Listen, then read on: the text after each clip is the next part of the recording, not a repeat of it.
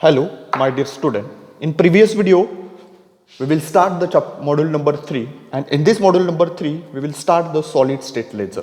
In solid state laser, two solid state laser we will study. In previous video, we will discuss the first laser, that is the ruby laser. That is the principal construction and working of that ruby laser. In this video, we have discussed the second solid state laser, that is the ND-YAG laser.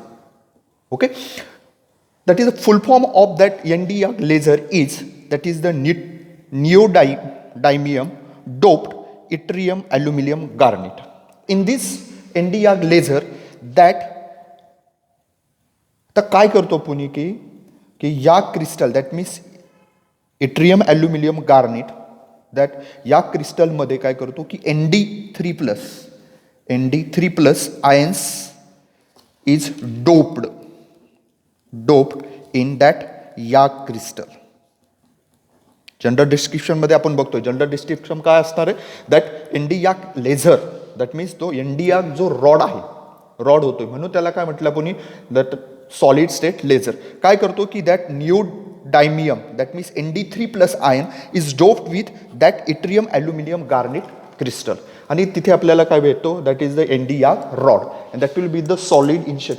That's why this laser is a solid state laser. This laser is a solid state laser. Means ground state ज्यावेळेस आपण working बघणार आहे, ground स्टेटला जसे ruby लेझरमध्ये आपले काय होते, Cr3+ ions होते. Okay, आता इथे ग्राउंड स्टेटला आपले आयन्स कोणते असणार आहे, ND3+, that is the neodymium ions असणार आहे, आणि त्याला आपण काय करणार आहे, आणि इथे पण आता वर्किंगमध्ये आपले 3 स्टेप येणार आहे. एक असणार आहे आपली ऑप्टिकल, एक असणार आहे आपली ऑप्टिकल पंपिंग, ऑप्टिकल रेझोनेटर, आणि एक असणार आहे आपलं ॲक्टिव्ह सेंटर. पण आता इथे बघा, ND-YAG laser, that ND3+ ion is doped is yttrium aluminium garnet crystal. Okay, this आता इथे होस्ट काय असणार आहे, आपले ND3+ आयन्स कुठे असणार आहे, ग्राउंड स्टेटला. आपले होस्ट कोणता असणार आहे, that is the YAG crystal. Host काय असणार आहे, YAG crystal. This doping concentration, आता जे डोपिंग कॉन्सन्ट्रेशन आहे, प्रिव्हियस रुबीमध्ये पण बघितलं आपण की डोपिंग कॉन्सन्ट्रेशन जे असणार आहे,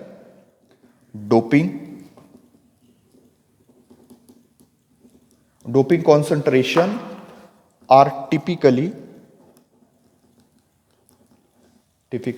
of the order of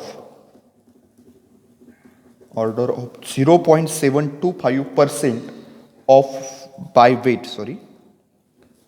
by weight, which corresponds to about 1.4 into 10 to the power 26 atoms per cubic meter.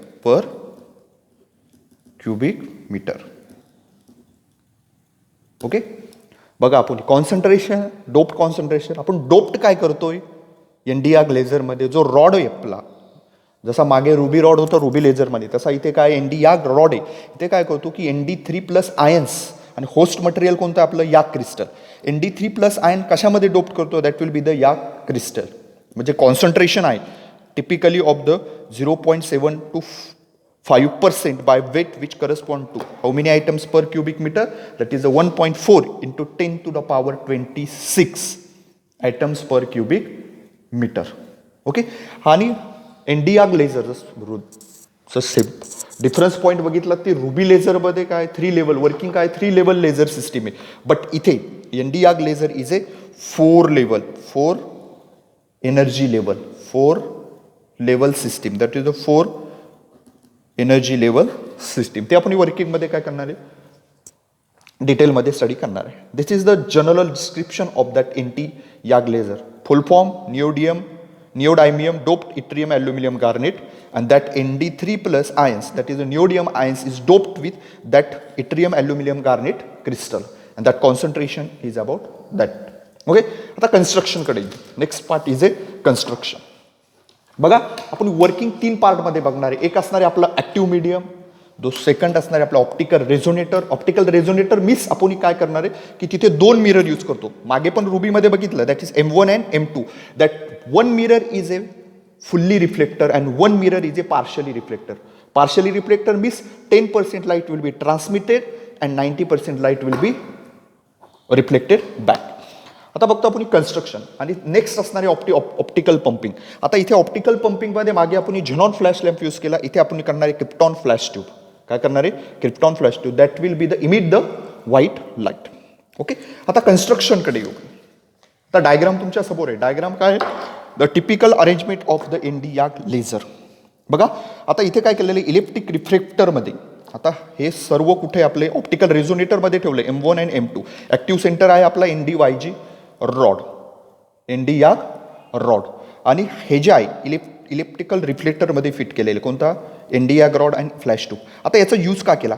Electrical reflector. Electrical रिफ्लेक्टरमध्ये काय होणार आहे? सपोज असा असेल इलेक्ट्रिक रिफ्लेक्टर, ज्यावेळेस फ्लॅश ट्यूब लाईट इमिट करते, याच्या इलेक्ट्रिकल रिफ्लेक्टरच्या बाउंड्रीला इन्सिडंट होऊन ते परत कुठे इन्सिडंट होणार आहे?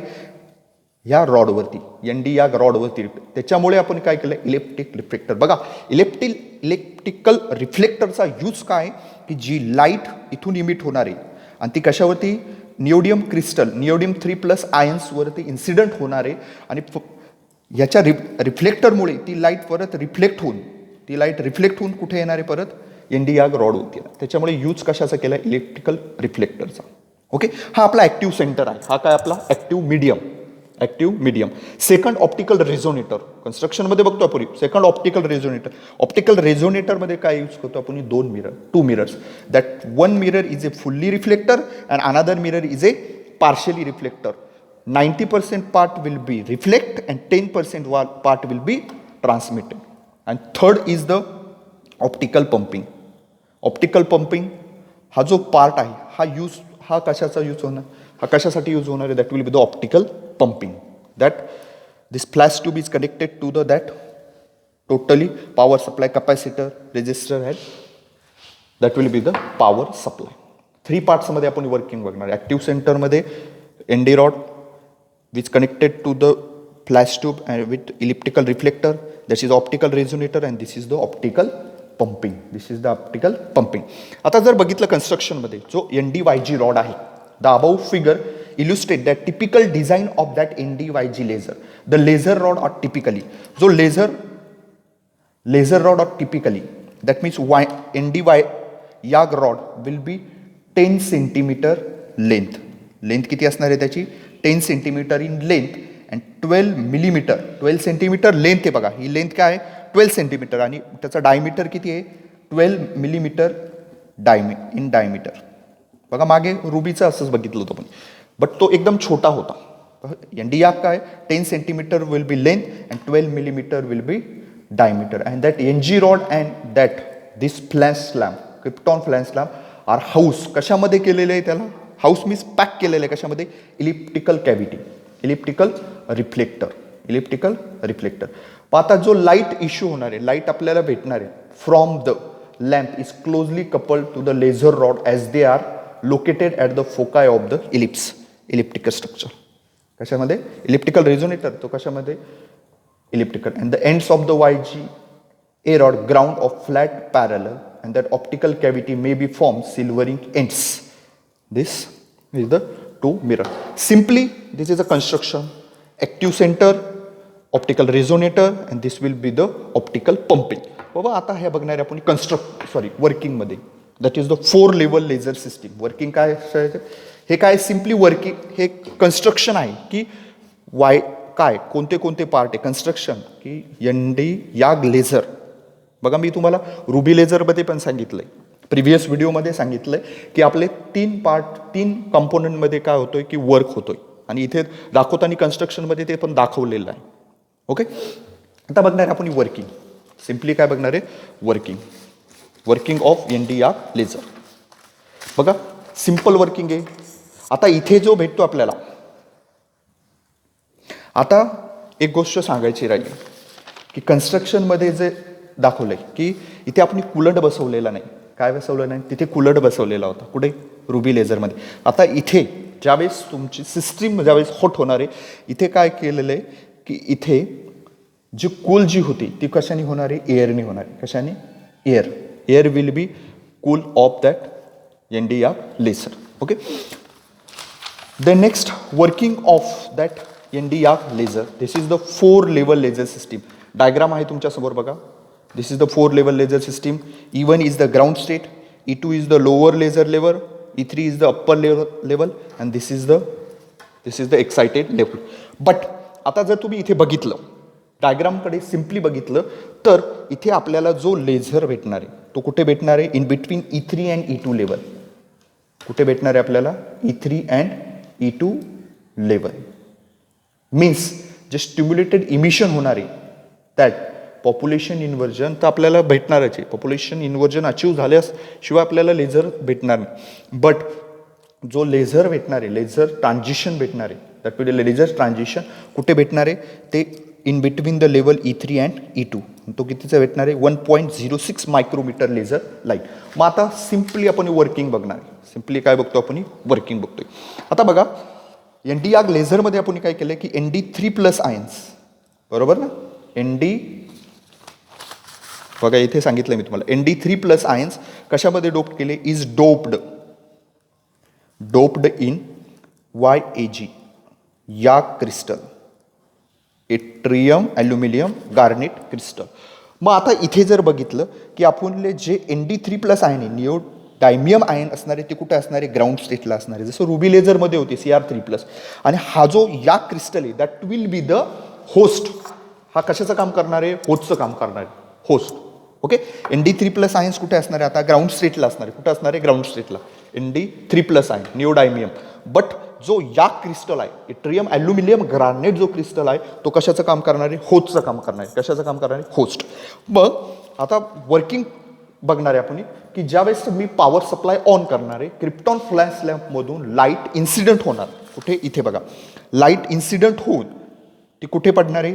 Nd:YAG. बट हे सर्व कशामध्ये केलेलं? आपण इलेक्ट्रिक रिफ्लेक्टरमध्ये काय केलेलं आहे? फिट केलेलं आहे. मग इलेक्ट्रिकल रिफ्लेक्टरमध्ये याच्यावरती तर लाईट इन्सिडेंट होणार आहे YD रॉडवरती, Nd:YAG रॉडवरती लाईट इन्सिडेंट होणार आहे. बट इलेक्ट्रिकल रिफ्लेक्टरमुळे जे अनादर बाउंड्री इथे जरी ती इन्सिडेंट झाली ती रिफ्लेक्ट होऊन परत कुठे येणार आहे?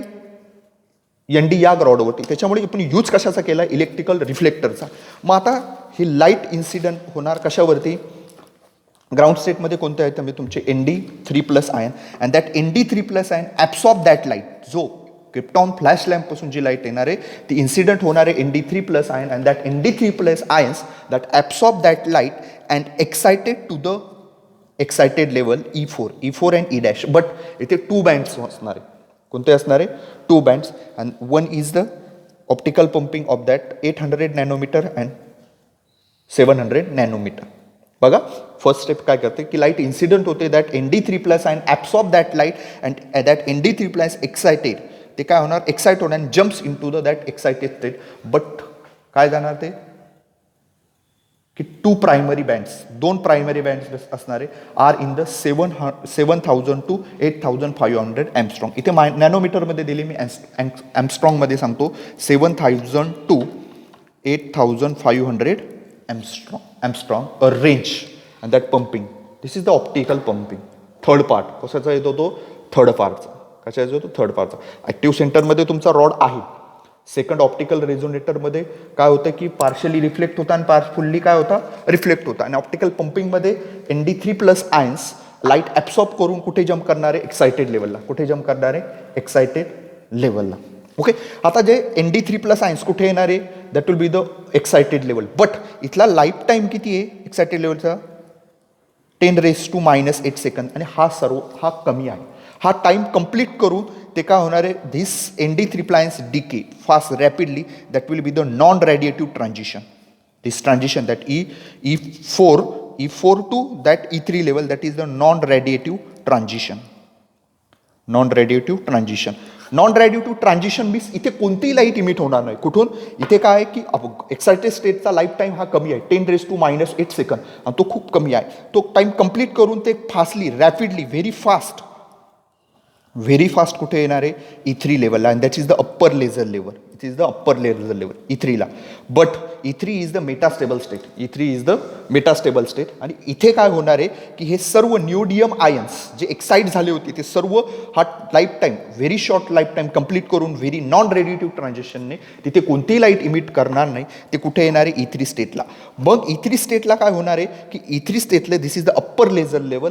इथे निओडियम आयन्स जो जे पॉप्युलेशन आहे ते काय होणार आहे इन्क्रीज होणार आहे. इन्क्रीज झाले म्हणजे काय झालं की इथे population inversion will be achieve. Population inversion बघा, लेझर प्रोड्यूस होण्यासाठी, दॅट इज अ लेझर जो आपल्याला भेटतो लेझर लाईट, त्याच्यासाठी population inversion condition will be must आहे. पण आता हे सर्व निओडियम आयन कुठे येणार आहे metastable state, that means upper laser लेवलला. आणि इथला लाईफ टाईम हा 10⁻³ सेकंद आहे की जो 10⁻⁸ सेकंडपेक्षा कसा आहे जास्त आहे. त्याच्यामुळे जास्त वेळ ते कुठे स्टे करणार आहे E3 स्टेटला, that will be the metastable state. आणि इथे काय होतं की population inversion will be achieve. Population inversion काय मी तुम्हाला प्रत्येक वेळेस सांगत आले. पॉप्युलेशन इन्व्हर्जन काय की जो आपले अप्पर स्टेटला, that means population of N2 state, that means upper state is greater than the population at lower laser level. This is the upper laser level. आता इथे काय होणार आहे की इथे ND3+ आयन्सचं पॉप्युलेशन हे काय होणार आहे जास्त होणार आहे. मग पॉप्युलेशन इन्व्हर्जन कंडिशन ही काय होणार इथे अचीव होणार आहे. ओके, मग इथला लाईफ टाईम कंप्लीट करून ज्यावेळेस फर्स्ट निओडियम आयन 10⁻³ हा खाली येणार आहे, दॅट मीन्स हा काय होणार आहे, this transition is a stimulated transition. This transition is a stimulated transition. हा E3 to E2 स्टेटमध्ये येताना हा काय करणार आहे, 1 photon will be emit. 1 photon काय करणार आहे, 1 photon will be emit of 1.06 micrometer laser light. तो काय करणार आहे E3 पासून E2 स्टेटला, म्हणजे अप्पर लेझर लेवलपासून लोअर लेझर येताना तो 1 फोटॉन काय करणार आहे इमिट करणार आहे. काय करणार आहे 1 फोटॉन इमिट करणार आहे. मग आता जो 1 फोटॉन इमिट झाला तो काय करणार आहे, ज्या निओडियम आयनचा लाईफ टाईम पूर्ण झालेला नाही 10⁻³ त्याला सुद्धा काय करणार आहे, हा 1 फोटॉन काय करणार आहे स्टिम्युलेट करणार आहे. कुठं काय करणार आहे स्टिम्युलेट करणार आहे. मग जो 1 फोटॉननी त्याला स्टिम्युलेट केला 2 फोटॉन झाले. मग हा दुसरा काय करणार आहे, ज्याचा लाईफ टाईम कंप्लीट नाही झाला त्याला काय करणार आहे तो स्टिम्युलेट करणार. म्हणजे हे 1 by 1 फोटॉन काय करत राहणार आहे, ह्या निओडियम आयन्सला काय करत राहणार आहे स्टिम्युलेट करत राहणार आहे. आणि इथं काय असणार आहे, प्रत्येक एक फोटॉन काय होणार आहे, 1 झाला, 2 झाला, देन 4, देन 6 असे फोटॉन काय होत राहणार आहे इमिट होत राहणार आहे. That will be the laser light of 1.06 micrometer laser light. कुठे येणार आहे ते, इथे येणार आहे E3 स्टेटला. आणि मग काही जे राहिलेले ते काय करणार आहे, that will be the energy काय करणार रिलीज करणार. हे आहे working of ND yak laser, same as the. पण रुबी लेझरमध्ये 3 लेवल लेझर सिस्टीम आहे, इथे काय तुमची 4 level laser system. Simply ND3+ and absorb that light excited to the E4 state, but lifetime of E4 state is very short, 10⁻⁸. It will be non-radiative transition, means no light will be emitted. That will be a very fast decay, and that will be the stay into that metastable state E3, that is the upper laser level, and that lifetime is a 10⁻⁻3. Then 1 neodymium item complete that time, it will be the stimulate to that lower laser level, but it will emit the 1 photon, and that 1 photon आता ज्याचा time complete झालेला नाही 10⁻⁻, त्याला सुद्धा हा 1 photon काय करेल लगेच स्टिम्युलेट करेल. असे काय होणार प्रोसेस होणार. Okay, this is the working of that ND YAG laser. Then next video आता बघा, मॉड्यूल नंबर 3 मध्ये आपण आपल्याला 2 होते. कोणते सॉलिड स्टेट आपण 2च स्टडी करणार आहे. कोणतं फर्स्ट रुबी लेझर आणि आता जो बघितला आपण ND या लेझर. आता पुढचे आपल्याला बघायचे सेमीकंडक्टर डिव्हाइस. पण नेक्स्ट व्हिडिओमध्ये वी विल डिस्कस.